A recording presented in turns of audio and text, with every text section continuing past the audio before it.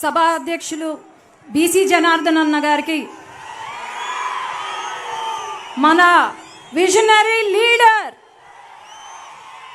అసాధ్యాన్ని సుసాధ్యం చేసే నాయకుడు, ఎల్లవేళలా ప్రజలతో మమేకమై ప్రజల కోసం కష్టపడే నాయకుడు, పట్టు వదలని విక్రమార్కుడు, పార్టీ అధినేత గౌరవనీయులు శ్రీ నారా చంద్రబాబు నాయుడుకి స్వాగతం తెలియజేసుకుంటున్నాను.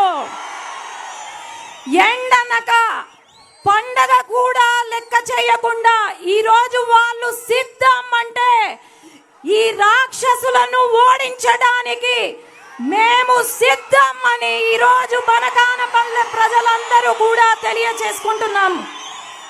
అలాగే ఇక్కడికి వచ్చేసిన తెలుగుదేశం నాయకులకు, జనసేన నాయకులకు, ఎంఆర్పిఎస్ నాయకులకు, భారతీయ జనతా పార్టీ నాయకులకు ప్రతి ఒక్కరికి శిరస్సు వంచి నమస్కారాలు తెలియజేసుకుంటూ,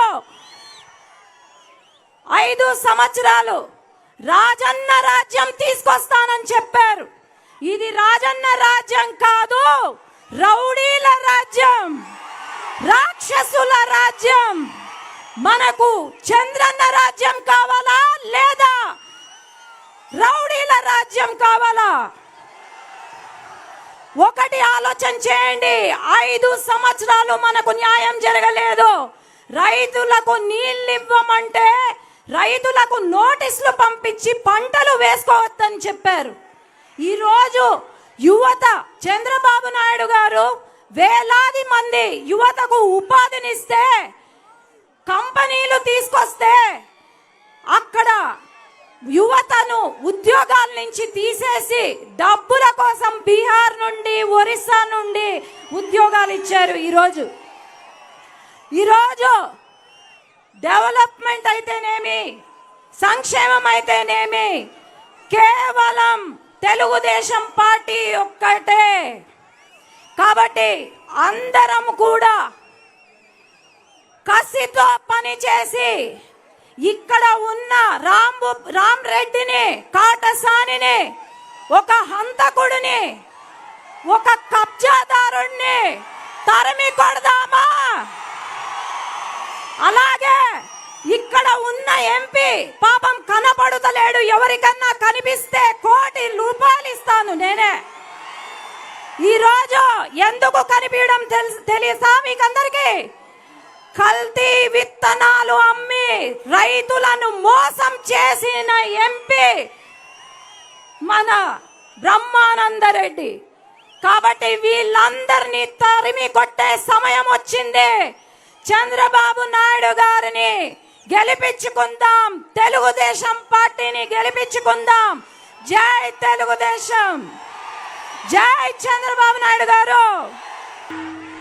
మన స్థానిక శాసనసభ్యుడు కాటసాని రామిరెడ్డి ఈరోజు దుర్మార్గంగమైనటువంటి చర్యలకు తీసుకొని మా ప్రాణ సమానమైన కార్యకర్తలను, కుటుంబ సభ్యులను అధికారాన్ని దుర్వినియోగంతో అడ్డం పెట్టుకొని ఈరోజు ఒక ప్రజల పరిపాలన చేసే సమర్థత లేకుండా మొట్టమొదట గెలిచిన 2-3 నెలల్లోనే మన కొలిమిగుండలో ఉండేటువంటి సుబ్బారావు బీసీ నాయకుడిని హత్య చేసినటువంటి ఒక నీచుడు ఈ యొక్క కాటసాని రామిరెడ్డి.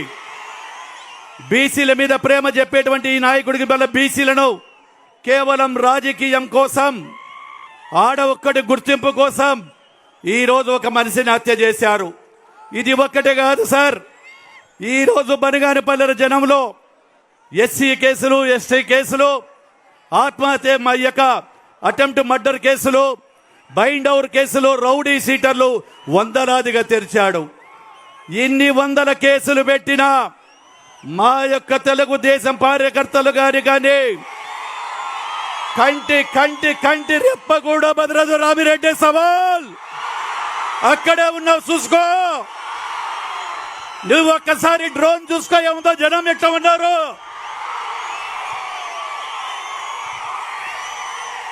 మా కంటి రెప్ప భయపడదు. తెలుగుదేశం పార్టీ నాయకులు గాని కార్యకర్తలు గాని తెలుగుదేశం పార్టీ కోసం ప్రాణాలు అర్పించడానికైనా సిద్ధమే గాని తెలుగుదేశం పసుపు పచ్చ జెండా వీడరని కూడా తెలియజేస్తా ఉన్నాను. అదే విధంగా ఈయన చేసినటువంటి అవినీతి రవ్వలకొండను తవ్వేశాడు. అదే విధంగా అక్రమ లేఅవుట్లు చేశాడు. అదే విధంగా ఆయన కొడుకు ఛాలెంజ్ చేసి చెప్తా ఉన్నారు, రెవెన్యూ రికార్డ్స్ మార్చి ఇక్కడ వంటి స్టాంపులు కూడా చేస్తా ఉన్నాడు, భూదందాలు ఇవన్నీ కూడా చేస్తా ఉన్నాడు. అదే విధంగా ఏదైతే మీ దయతో మీకు ఇచ్చారో ఈ యొక్క దద్దనాల ప్రాజెక్టుకు నీళ్లు రాకుండా 9 నెలలు నీళ్లు పడిన పడమటి పల్లెలకు నీళ్లు లేకుండా చేసినటువంటి ప్రబుద్ధుడు ఈ యొక్క అసమర్థుడు ఈ యొక్క కాటసాని రామిరెడ్డి. అదే విధంగా చాలా మంది బనగానపల్లె ప్రజలు కూడా ఇక్కడే ఉన్నారు సార్. గతంలో కూడా అసెంబ్లీలో చెప్పారు, ఇంటి పట్టాలను గురించి కూడా చెప్పడం జరిగింది.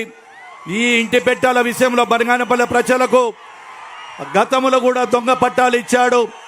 ఆ దొంగ పట్టాలు ఇచ్చి అదే విధంగా కూడా అక్కడ కూడా లేకుండా చేసి ఇప్పుడు ఏదైతే నివాస యోగ్యానికి యోగ్యం కాదో అటువంటి పట్టాలన్నీ కూడా ఇచ్చి ప్రజలను మోసం చేస్తే కోర్టుకు వైపు వెళితే అసెంబ్లీ సాక్షిగా మీ ముందర కూడా మాట్లాడడం జరిగింది. అదే విధంగా ఈరోజు ఆర్భాటంగా ఇక్కడ ప్రారంభించినటువంటి హాస్పిటల్, ఈ హాస్పిటల్లో ఎన్ని వసతులు ఉన్నాయో చేయండి. నాభిక వసతులు చేస్తే కూడా అక్కడ మిషనరీ లేదు, మిషన్లు లేవు, ఆర్భాటంగా కూడా చేయడం జరిగింది. అదేవిధంగా గత ప్రభుత్వంలో ఇచ్చినటువంటి శాదీఖానాలు కానీ ఆ శాదీఖానాలను కూడా మధ్యలోనే ఆపేయడం జరిగింది. ఇప్పుడు మళ్ళా కొత్తగా కమ్యూనిటీ హాల్ అని చెప్పి ప్రజలను మోసం చేసి మైనార్టీ సోదరులందరినీ కూడా చేస్తూ ఉన్నాడు. అదేవిధంగా తమరు ఇచ్చినటువంటి అవుట్డోర్ స్టేడియంలో కూడా దాని మధ్యలోనే ఆపేసి నిలిపేసినటువంటి అసమర్థుడు ఈయన.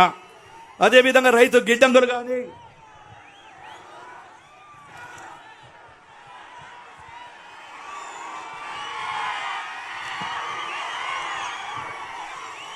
తమరి ప్రభుత్వం ఉన్నప్పుడు మీరు నాకు సహకరించి దాదాపుగా 1800 కోట్ల రూపాయలతో ఆ రోజు మీరు ఇచ్చినటువంటి అభివృద్ధిని జీవితంలో మర్చిపోలేము. అదేవిధంగా మీరు ఏదైతే సీసీ రోడ్లు, అదేవిధంగా పొలాలకు గ్రావెల్ రోడ్లు, తర్వాత చెరువులకు పూడితీతగా తీసినటువంటి మీ రుణం ఈరోజు ప్రజలందరూ కూడా గుర్తు చేసుకుంటా ఉన్నారు. ఈరోజు దద్దనాలకు నీరు ఇచ్చిన విషయం కానీ అదేవిధంగా జిఎన్ఎస్ఎస్ కాలువ ద్వారా గతంలో ప్రభుత్వాలు కేవలం డబ్బుల కోసం కూడా జిఎన్ఎస్ఎస్ కాలువను తవ్వుతే తమరు పులివెందలకు నీళ్లు ఇవ్వాలి అవుకు ద్వారా అని చెప్పి ఆ జిఎన్ఎస్ఎస్ ద్వారా నీటినిచ్చినటువంటి అపర భగీరథుడు సార్ మీరు. ఎందుకంటే ప్రజలు చూశారు, కొన్ని ఏళ్లుగా నిలబడిపోయినటువంటి జిఎన్ఎస్ఎస్ కాలువ, అదే కొన్ని 13 సంవత్సరాలు 20 సంవత్సరాల కింద మొదలుపెట్టినటువంటి గోర్కల్ రిజర్వాయర్ తమరు వచ్చిన తర్వాత కంప్లీట్ చేసి 13 టీఎంసీల నీళ్లను నిల్వ ఉంచి ఇచ్చినటువంటి ఘనత కూడా తమరికే దక్కుతుందని కూడా తెలియజేస్తా ఉన్నాను.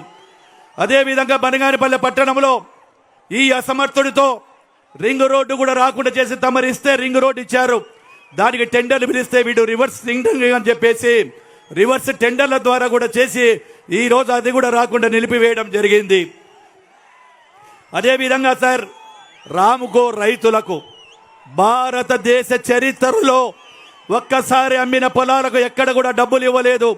అమ్మిన 17 సంవత్సరాల తర్వాత మళ్ళీ రాముకో సిమెంట్ రైతులకు మీరు చేసినటువంటి సహాయం జీవితంలో కూడా మేము మర్చిపోలేము. అదేవిధంగా సార్ రేపు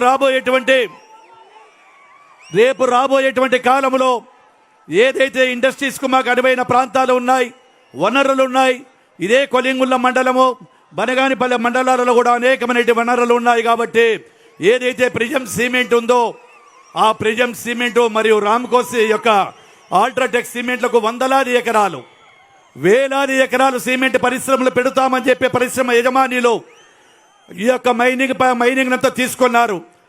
కాబట్టి దయచేసి మీరు వచ్చిన వెంటనే ప్రిజం సిమెంట్ను తర్వాత అల్ట్రాటెక్ సిమెంట్ను కూడా కొత్తగా మళ్ళీ కొత్తగా పెట్టేటువంటి ప్రాజెక్టులు చేసి మాకందరికీ కూడా ఉద్యోగ భద్రత కల్పించాలి. అలా చేయని ఫ్యాక్టరీలు ఏవైతే ఉన్నాయో కేవలం వాళ్ళ కోసం తీసి పెట్టుకున్నటువంటి ఆ స్థలాలన్నింటినీ కూడా వెంటనే ఆ యొక్క మైనింగ్ లీజులు రద్దు చేసి కొత్త వారికి వచ్చి మాకు పరిశ్రమలు ఇప్పించవలసిందిగా కూడా కోరుకుంటున్నాను సార్. ఎందుకంటే ఆ పరిశ్రమలే మాకు జీవనాధారం. ఆ పరిశ్రమలు వచ్చినప్పుడే అదేవిధంగా ఈడ ఒక చిన్న విషయం సహాయం చేయాలని చెప్పి కోరుకుంటున్నా. అది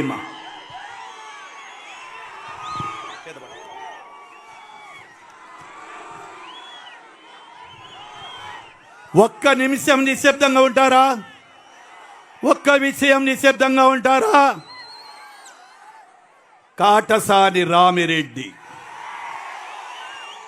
ఎవరైతే మనము ఒక ప్రాపర్టీకి చల్లదో ఎవరైతే ఒక ప్రాపర్టీకి ఒక పెద్దరికంగా ఉండాలని చెప్పి బనగానిపల్లె ఖాదీ గ్రామోద్యోగ సమితి అని చెప్పి ఇక్కడ ఒక కోట్ల రూపాయల ఆస్తులు ఉన్నాయి.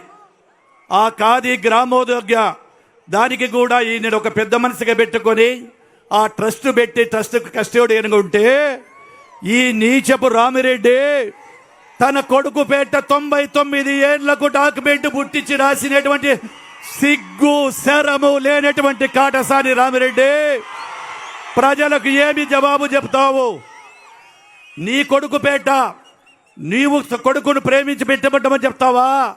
ఎవరబ్బా సొమ్మని చెప్పి ఖాదీ గ్రామోద్యోగాన్ని 99 సంవత్సరాలకు లీజిచ్చావు. బనగానపల్లె పట్టణ ప్రజలు నీకు అండగా ఉండమని చెప్పి ఆ యొక్క ఖాదీ గ్రామోద్యోగులకు ఇస్తే వాళ్ళ కడుపు కడది 99 ఏళ్ళు లీజుకు తీసుకుని అది కూడా సంవత్సరానికి 12,000. సంవత్సరానికి నేను ఛాలెంజ్ చేస్తున్నా, అదే నాకు గీన రాసిస్తే సంవత్సరానికి 2 లక్షలు ఇస్తా, సంవత్సరానికి 3 లక్షలు ఇస్తావా? ఆ యొక్క గ్రామోద్యోగులు బాగుపడతారు. ఇది కూడా మోసం చేశావు. అదే విధంగా అనేకమైనటువంటి మాకు దయచేసి బనగానపల్లెలో మా బనగానపల్లె పట్టణ ప్రజలతో నుంచి తమరికి ఒక నివేదిక ఇస్తున్నాం సార్. దయచేసి బనగానపల్లె పట్టణంలో చాలా మంది నిరుపేదలు ఉన్నారు. ఆ పట్టణ నిరుపేదల వారికి అందరికీ కూడా మన ప్రభుత్వం వచ్చిన వెంటనే వారందరికీ 2 సెంట్ల స్థలము ఉచితంగా ఇవ్వాలి. మీరు వాగ్దానం ఇస్తారు, 2 సెంట్ల స్థలం ఇవ్వాలని కోరుకుంటా ఉన్నాను. అదేవిధంగా గత టీడీపీ ప్రభుత్వంలో తమరు నాపరాయి పరిశ్రమంతా కూడా దివాలా తీసి ఇబ్బందులు పడుతూ ఉంటే ఆ నాపరాయి పరిశ్రమను ఆదుకుంటే ఇప్పుడు వచ్చిన పరిశ్రమ నాపరాయి పరిశ్రమలో ఈ యొక్క ప్రభుత్వం వచ్చిన తర్వాత దాన్ని దివాలా చేసి అనేకమైనటువంటి ఇబ్బందులు గురి చేసి నాపరాయి పరిశ్రమ కూడా ఈరోజు అధోగతి పాలయ్యింది. వారికి కూడా పాత విధానాన్ని కొనసాగించాలి. గతంలో ఇచ్చిన టీడీపీ ప్రభుత్వం ఇచ్చినటువంటి రింగ్ రోడ్డుని ఇవ్వాలి, కోయిలకుంట్లకు బైపాస్ రోడ్డుని ఇవ్వాలి, గతంలో ఇచ్చినటువంటి సాధికాలను పునర్నిర్మించాలి. అదేవిధంగా బనగానపల్లెలో బీటెక్ ఇంజనీరింగ్ కాలేజెస్ పట్టి పెట్టాలి.